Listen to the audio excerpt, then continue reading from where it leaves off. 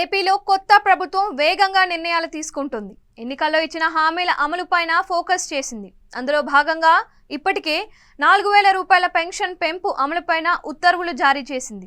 దీనికి కొనసాగింపుగా సూపర్ 6లో మరో హామీ మహిళలకు ఉచిత బస్సు ప్రయాణం పైన ఇప్పుడు అడుగులు పడుతున్నాయి. ఈ పథకం అమలుపైన నివేదికలు తెప్పించుకుంటున్న ప్రభుత్వం అమలు కోసం ఒక ముహూర్తాన్ని ఖరారు చేసినట్లు సమాచారం. ఏపీలో కొత్త ప్రభుత్వం కీలక నిర్ణయాలతో ముందుకు వెళ్తోంది. ఇప్పటికే అధికార యంత్రాంగం ప్రక్షాళన ప్రారంభించింది. కొత్త అసెంబ్లీ కొలువు తీరింది. గత ప్రభుత్వ పథకాల పేర్లను మార్పు చేసింది. కొత్త లక్ష్యాలను నిర్దేశిస్తోంది. ఇదే సమయంలో ఎన్నికల్లో ఇచ్చిన హామీల అమలు దిశగా కసరత్తు మొదలైంది.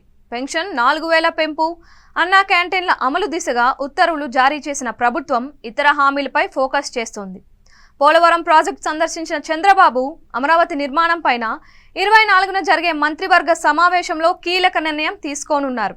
టీడీపీ ప్రకటించిన సూపర్ 6లో మహిళలకు ఉచిత బస్సు ప్రయాణం అమలుపై అడుగులు పడుతున్నాయి. నూతన డీజీపీగా బాధ్యతలు స్వీకరించిన ద్వారకా తిరుమలారావుకు ఆర్టీసీ ఎండీగా అదనపు బాధ్యతలు కేటాయించారు.